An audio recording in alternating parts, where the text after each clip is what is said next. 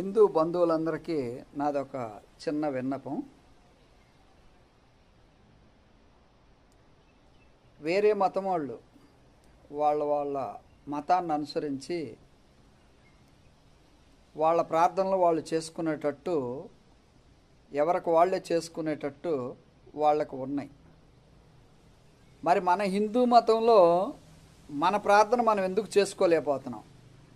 మనం వేదం నేర్చుకోలేమా? ఇది హిందూ దేశం అయినప్పుడు ఈ వేదాలు లేదా ఈ శ్లోకాలు ఇవన్నీ కూడా ఎందుకు మనకు ప్రాథమిక విద్యలో చొప్పించలేదు?